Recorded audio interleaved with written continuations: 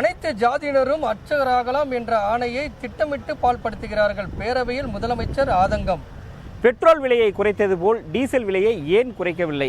அதிமுகவின் கேள்வியும் அமைச்சரின் பதிலும்.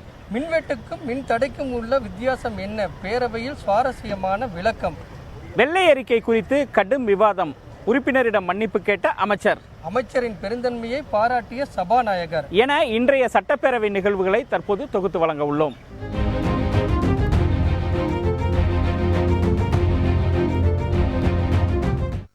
அனைத்து ஜாதியினரும் அர்ச்சகராகலாம் என்ற ஆணையை சிலர் திட்டமிட்டு பால்படுத்துகிறார்கள் என்றும், ஏற்கனவே பணியில் உள்ள அர்ச்சகர்கள் யாரையும் பணியிலிருந்து விடுவிக்கவில்லை என்று முதலமைச்சர் ஸ்டாலின் பேரவையில் உறுதிபட தெரிவித்துள்ளார். தமிழக சட்டப்பேரவையில் பட்ஜெட் மீதான விவாதத்தில் பேசிய 1000 விளக்கு திமுக உறுப்பினர் டாக்டர் எழிலன், சமூக நீதியின் அடிப்படையில் இந்து சமய அறநிலையத்துறை செயல்பட்டு வருவதாகவும், அனைத்து சாதியினரும் அர்ச்சகராகும் திட்டம் குறித்து சமூக ஊடகங்களில் விமர்சனம் வருவதாகவும், அதை இந்து சமய அறநிலையத்துறை அமைச்சர் தெளிவுபடுத்த வேண்டும் என்றும் கேட்டுக்கொண்டார். அதற்கு பதிலளித்து பேசிய இந்து சமய அறநிலையத்துறை அமைச்சர் சேகர் பாபு, தமிழ்நாட்டில் உள்ள கோவில்களில் ஒரே அர்ச்சகர் 2 கோவில்களில் பூஜை செய்யும் நிலை இருந்ததாக குறிப்பிட்டார். அதனால் அர்ச்சகர் பயிற்சி முடித்த 58 பேருக்கு பணி நியமனம் வழங்கப்பட்டுள்ளதாகவும் தெரிவித்தார். இன்னும் சில கோவில்களில் 75 வயதிற்கு மேற்பட்ட மூத்த அர்ச்சகர்கள் தொடர்ந்து பணியில் இருப்பதாகவும், அவர்களை பணியிலிருந்து விடுவிக்க கூடாது என முதல்வர் அறிவுறுத்தியுள்ளதாகவும் அமைச்சர் குறிப்பிட்டார். ஆனால் சமூக வலைதளங்களில் திட்டமிட்டு இந்த திட்டத்திற்கு எதிராக சிலர் அவதூறு பரப்பி வருவதாகவும், எக்காரணத்தையும் கொண்டும் அனைத்து சாதியினரும் அர்ச்சகராகலாம் என்ற திட்டத்தை அரசு கைவிடாது என்றும் உறுதிபட தெரிவித்தார். இப்பொழுது நியமிக்கப்பட்டிருக்கின்ற 58 அர்ச்சகர்களில் ஒரு அர்ச்சகரை கூட பணி வேண்டாம் என்று அவர்களை வெளியிலே தள்ளவில்லை. கருணை அடிப்படையில், மனிதாபிமான அடிப்படையில் 60 வயது முடிந்து மூப்பு பெற்றவர்களை கூட, 70-75 வயது கடந்தவர்களை கூட அதே திருக்கோயில் அர்ச்சகராக தொடர்ந்து பணியாற்றிய அனுமதி தந்தவர்தான் மனிதாபிமானத்தின் சொந்தக்காரர் மாண்புமிகு முதலமைச்சர் அவர்கள்.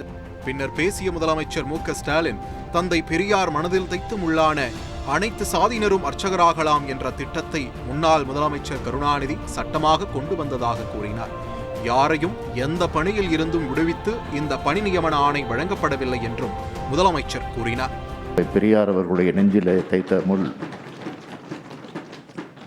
அந்த முள்ளை எடுத்திட வேண்டும் என்பதற்காக தலைவர் கலைஞர் அவர்கள்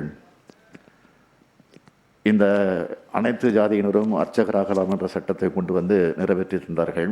சமூக வலைத்தளங்களில் இதை எப்படியாவது சீர்குலைக்க வேண்டும் என்ற எண்ணத்திலே சில திட்டமிட்டு சில காரியங்கள் செய்து கொண்டிருக்கிறார்கள். யாரையும் எந்த பணியிலிருந்து விடுவித்து இந்த பணி நியமன ஆணை வழங்கப்படவில்லை.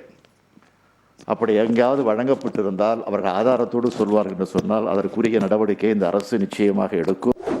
சட்டப்பேரவையில் பட்ஜெட் குறித்து விளக்கமளித்த பழனிவேல் தியாகராஜன், பழைய பேப்பர் அங்காடிகளுக்கு பட்ஜெட் புத்தகங்கள் செல்வதை தவிர்க்கவே குறைத்து அச்சடிக்கப்பட்டதாக தெரிவித்தார். மாண்புமிகு உறுப்பினர் வி ராஜன் செல்லப்பா அவர்கள் விவாதத்தை தொடங்கி வைக்கவும் என்று.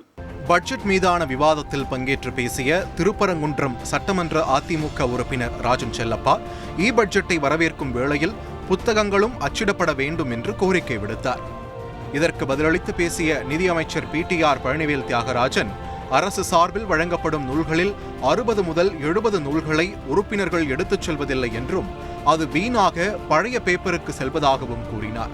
காகிதமில்லா பட்ஜெட் உருவாக்க கோரி 2016 தான் வைத்த கோரிக்கையை அப்போதைய அரசு ஏற்கவில்லை என்றும், இந்த ஆண்டு இந்த காகிதமில்லா பட்ஜெட்டை உருவாக்கி இருப்பதாகவும் நிதியமைச்சர் கூறினார்.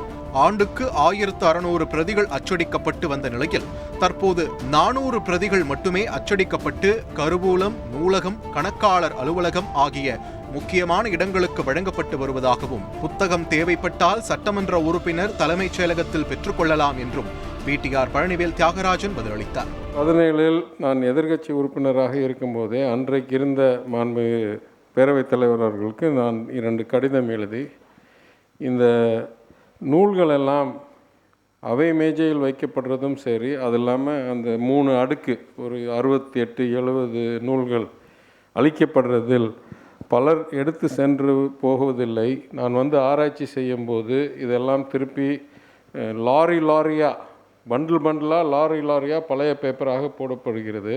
அப்போனா அது பிரிண்டிங்கும் வேஸ்ட்டு, அப்புறம் இந்த பழைய பேப்பரில் போடுறதுலையும் பிரச்சனை வருதுன்றதுக்காக காகிதம் இல்லாமல் நீங்கள் டிவைஸும் இஷ்யூ பண்ணுங்கள், எங்களுக்கு அனுமதி கொடுங்க. ஏன்னா அன்றைக்கு நீங்கள் தெரியும் ஐபேடோ ஃபோனோ எதுவுமே கொண்டு வர முடியாது. அது இல்லாமல் இதெல்லாம் சாஃப்ட் காப்பியாக பண்ணலாம், காப்பீஸாக பண்ணலான்னு கேட்டேன். அது நம்ம ஏற்கனவே எடுத்துருந்த முயற்சி மாண்பு உறுப்பினர் சொல்கிற மாதிரி உறுதியாக ஒன்றிய அரசாங்கமும் இதற்கு ஒரு முயற்சி எடுத்து அவங்க பங்கு கொஞ்சம் நம்ம பங்கு கொஞ்சம் கொண்டாந்தோம்.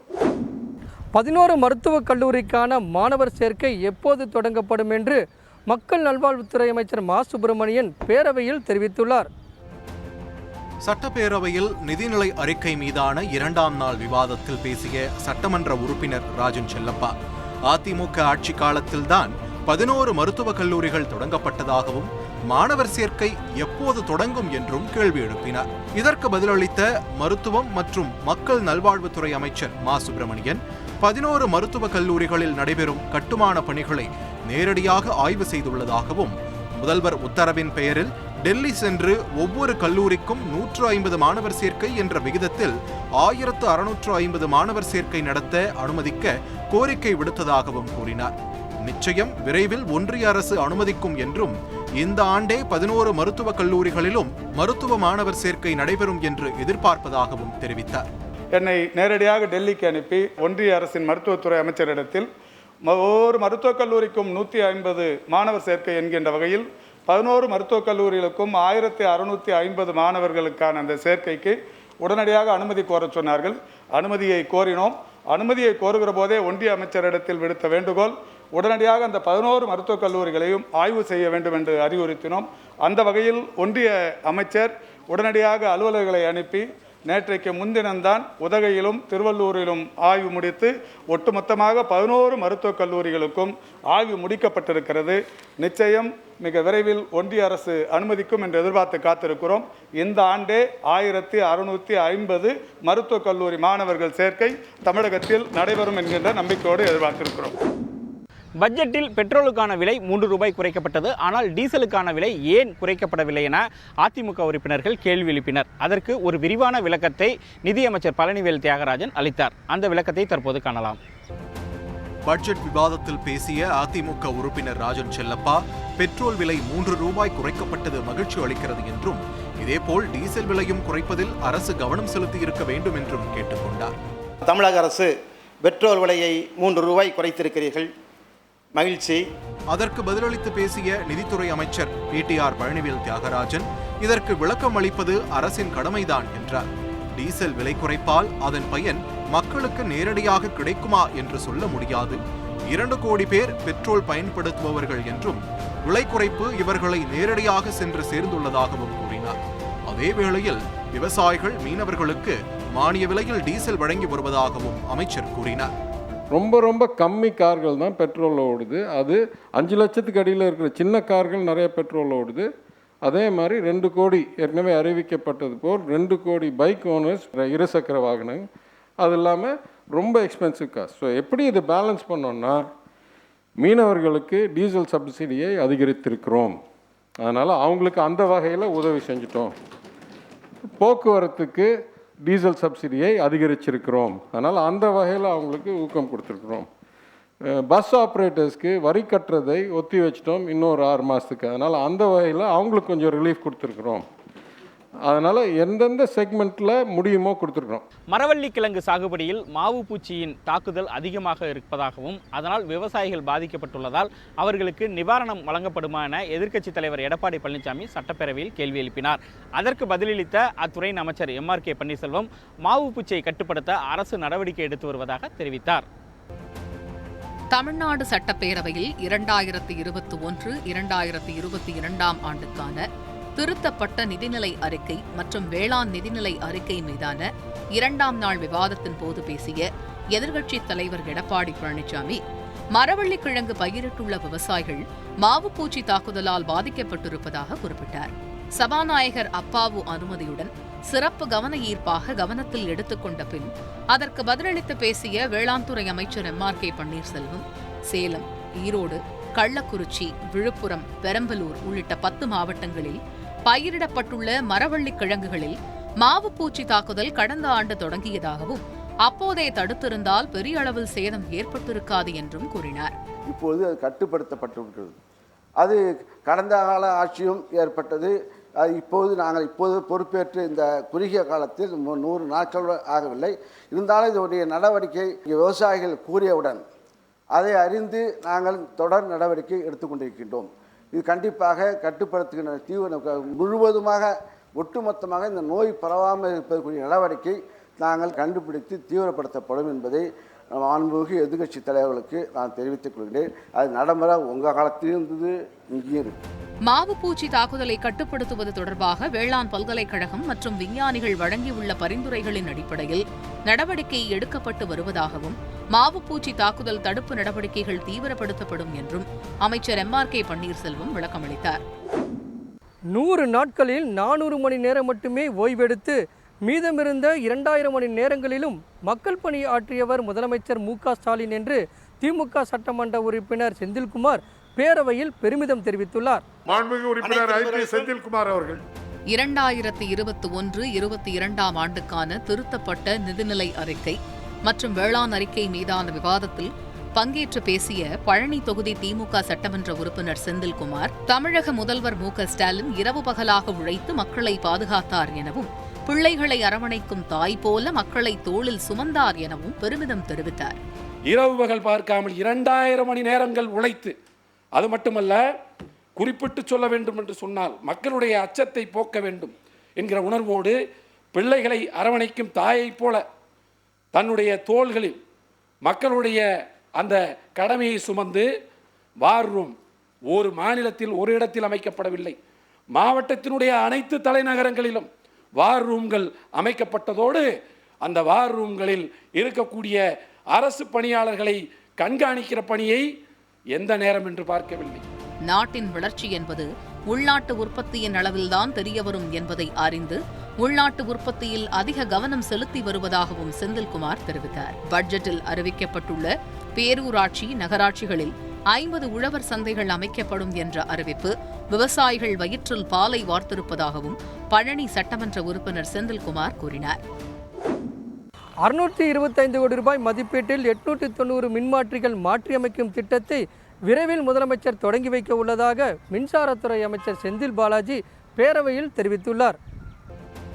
நிதிநிலை அறிக்கை விவாதத்தில் பேசிய அதிமுக உறுப்பினர் சம்பத்குமார், திமுக ஆட்சிக்கு வந்த பின்பு மின்தடை அதிகரித்துள்ளதாகவும் தெரிவித்தார்.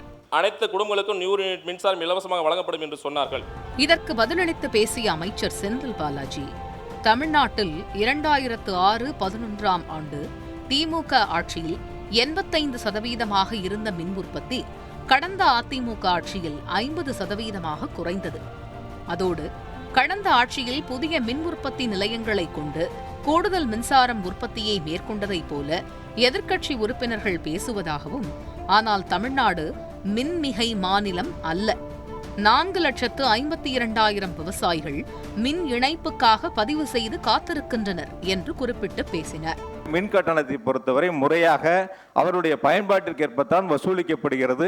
உங்களுக்கு யாராவது ஒரு மின் இணைப்பில் தவறுகள் இருக்கும் என்று சுட்டிக்காட்டினால் நிச்சயம் எங்களுடைய துறையினுடைய அதிகாரிகள் அந்த மின் இணைப்புதாரர் இல்லத்திற்கே நேரடியாக சென்று ஆய்வு செய்து தவறுகள் சரி செய்யப்படும்.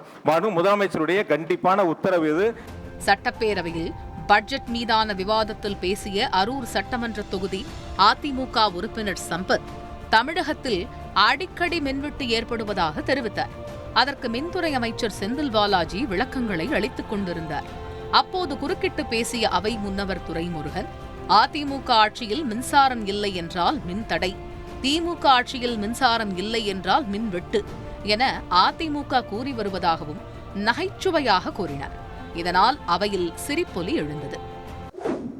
வெள்ளை அறிக்கை குறித்து தாம் பேசிய கருத்துக்கள் அதிமுக உறுப்பினரின் மனதை பாதித்திருந்தால் அதற்கு தாம் மன்னிப்பு கேட்பதாக சட்டப்பேரவையில் நிதித்துறை அமைச்சர் பழனிவேல் தியாகராஜன் தெரிவித்தார்.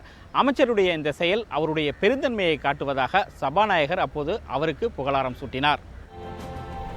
தமிழக சட்டப்பேரவையில் பட்ஜெட் விவாதத்தில் பேசிய அரூர் சட்டமன்ற அதிமுக உறுப்பினர் சம்பத்குமார் வெள்ளை அறிக்கை குறித்து கடுமையான விமர்சனத்தை வைத்தார். அப்போது நிதியமைச்சர் பழனிவேல் தியாகராஜன், ஆவேசமாக பதிலளித்ததால் அவையில் காரசார விவாதம் நடைபெற்றது.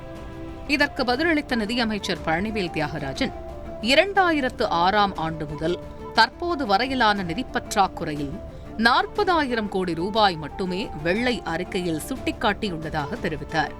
மேலும் பொருளாதார ரீதியிலான நீண்ட பதிலையும் அளித்தார். மீண்டும் கேள்வி எழுப்பிய அரூர் சட்டமன்ற உறுப்பினர் சம்பத்குமார் இடைக்கால பட்ஜெட் தாக்கல் செய்யும் பொழுது இங்குதானே இருந்தீர்கள், எந்த அடிப்படையில் தேர்தல் அறிக்கையை தயாரித்தீர்கள் என்ற கேள்வியை எழுப்பினார். இதற்கு பதிலளித்த நிதியமைச்சர், இடைக்கால பட்ஜெட் போது வெளிநடப்பு செய்திருந்தோம், ஆனால் அதை செய்தித்தாளில் பார்த்து படித்து தெரிந்து கொண்டோம், ஆனாலும் பல தகவல்கள் உறுப்பினர்களுக்கே கொடுக்கப்படவில்லை என்றார். அப்போது குறுக்கிட்ட எதிர்க்கட்சித் தலைவர் எடப்பாடி பழனிசாமி, அமைச்சர்கள் விளக்கம் அளிக்கும்போது சுருக்கமாக விளக்கம் அளிக்க வேண்டும் என்றார். அப்போதுதான் உறுப்பினர்கள் கேள்வி கேட்பதற்கு கூடுதல் நேரம் கிடைக்கும் என்றார். அப்போது பேசிய அவை முன்னவர் துரைமுருகன், இதே கருத்தை நீங்கள் ஆட்சியில் இருக்கும்போது நான் 1000 முறை கேட்டிருக்கிறேன். நாங்கள் கேள்வி எழுப்பிவிட்டு டீ குடித்துவிட்டு வரும் வரை நீங்கள் அதையே விளக்கிக் கொண்டிருப்பீர்கள் என நகைச்சுவையோடு கூற அவையில் சிரிப்பலை எழுந்தது. மீண்டும் எழுந்து பேசிய எதிர்க்கட்சித் தலைவர் எடப்பாடி பழனிசாமி, நிதியமைச்சர் வெளிநாடுகளுக்கு சென்று பொருளாதாரத்தை படித்துவிட்டு வந்திருக்கிறார். பொருளாதாரம் என்பது எல்லோருக்கும் தெரிந்திருக்க வேண்டும் என்ற அவசியம் இல்லை. மக்கள் பிரச்சனையை பேசத்தான் சட்டப்பேரவைக்கு வந்துள்ளோம். பொருளாதார நிபுணர்களுடன் ஆலோசிக்க நாங்கள் வரவில்லை என்றார். அரூர் சட்டமன்ற உறுப்பினர் சம்பத்குமார் பேசும்போது பதிலளித்த நிதியமைச்சர் பழனிவேல் தியாகராஜன், பல நிபுணர்கள், அதிகாரிகள் இரவு பகலாக வெள்ளை அறிக்கையை தயாரித்ததாகவும் அது குறித்து விமர்சனம் செய்ததால்தான் தாம் கடிந்து கொண்டதாகவும் கூறினார். தாம் பேசியது அதிமுக உறுப்பினரின் மனதை பாதித்திருந்தால் அதற்காக அவரிடம் மன்னிப்பு கேட்பதாகவும் கூறினார். அப்போது பேசிய சபாநாயகர், அமைச்சர் பேசிய வார்த்தை அவை குறிப்பில் இருந்து நீக்கப்பட்டாலும் பெருந்தன்மையுடன் அமைச்சர் மன்னிப்பு கேட்டுள்ளதாக நிதியமைச்சரை பாராட்டினார். இத்துடன் இன்றைய சட்டப்பேரவை தொகுப்பு நிறைவடைந்தது. நாளையும் பட்ஜெட் மீதான பொது விவாதம் பேரவையில் நடைபெற உள்ளது. வணக்கம். வணக்கம்.